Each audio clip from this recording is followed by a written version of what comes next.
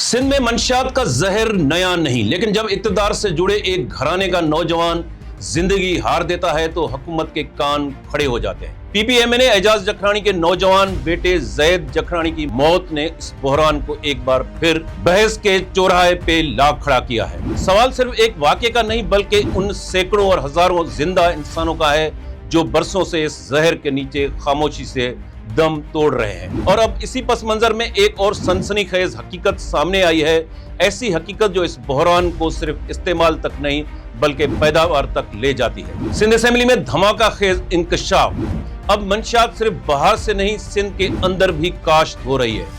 सिंध के सियासी अवान में उस वक्त सनसनी फैल गई जब कुछ अरसा कबल हुक्मरान जमायत पीपल्स पार्टी के एमपीए सरदार खान चांडियो ने सिंध असेंबली के फ्लोर पर खिताब करते हुए एक संगीन इंकशाफ किया। उन्होंने कहा कि मंशियात का मसला अब सिर्फ सरहद पार से आने वाली स्मगलिंग तक महदूद नहीं रहा, बल्कि सिंध के अंदर ही अफयून जैसी खतरनाक फसलों की काश्त शुरू हो चुकी है। सरदार खान चांडियो ने जिले दादू में अफयून की बड़ी सतह पर काश्त का दावा करते हुए ऐवान में बुलंद आवाज से कहा कि उनके जिले में गुज़श्ता 10 साल से तकरीबन 700 से 800 एकड़ जमीन पर अफयून की फसल उगाई जा रही है। उन्होंने कहा कि मैं हर साल निशानदेही करता हूं मगर कार्रवाई सिर्फ दिखावे तक महदूद है। सरदार खान चांडियो ने कहा कि मैं हर साल वजीर आला सिंध, वजीर दाखिला, उस वक्त के नारकोटिक्स वजीर और एंटी नारकोटिक्स फोर्स को निशानदेही करता हूं कि ये काम हो रहा है, कार्रवाई करें। मगर अफसोस के 15 मिनट या 1 घंटे का ऑपरेशन करके सोशल मीडिया पर सिर्फ दिखावे की वीडियो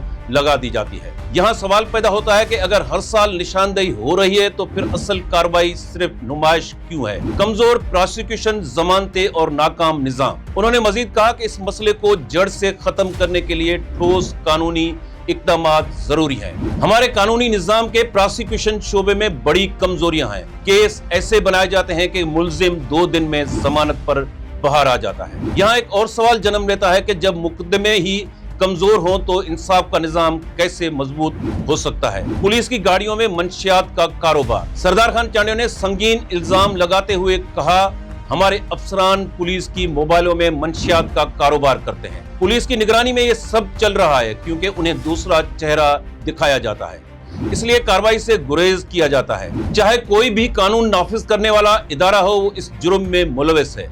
अगर ऐसा न होता तो आज ये फसलें हमारे देहात, घरों और खेतों में न होती। यहाँ सवाल यह है कि अगर कानून नाफिज करने वाले इदारे खुद मशकूक हो तो कानून की अमलदारी कौन करेगा? एंटी नारकोटिक्स फोर्स की खामोशी। उन्होंने कहा, कौन सा स्कूल है, कौन सा गांव है जहां मंशियात नहीं पहुंचती? एंटी नारकोटिक्स फोर्स का विंग सोया हुआ है, अगर जागता भी है तो सिर्फ सोशल मीडिया की नुमाइश के लिए। यहाँ फिर वही सवाल उभरता है कि जब इदारे ही गैर फाल हो तो नौजवान नस्ल को बचाने की जिम्मेदारी कौन लेगा? इदारों का टकराव और अख्तियारात की जंग। सरदार खान चांडियो ने कहा, अगर पुलिस कार्रवाई करे तो एंटी नारकोटिक्स वाले कहते हैं कि हमारे काम में मुदाखलत न करो। यहाँ सवाल यह है कि इदारों का ये टकराव किसके मुफाद में है और नुकसान किसका हो रहा है? ये मंशियात बाहर से भी आती है मगर अब अंदर भी पैदा हो रही है। उन्होंने जोर देते हुए कहा कि हम कहते हैं कि बलूचिस्तान और खैबर पख्तूनख्वा से मंशियात स्मगल होकर आती है, लेकिन अब हम खुद भी यहाँ काश्त कर रहे हैं। इस काश्त को रोका जाए और सख्त कार्रवाई की जाए। सरदार खान चांडियो ने अपील की कि सब हलफ लें कि किसी के खिलाफ कार्रवाई हो तो फोन नहीं करेंगे।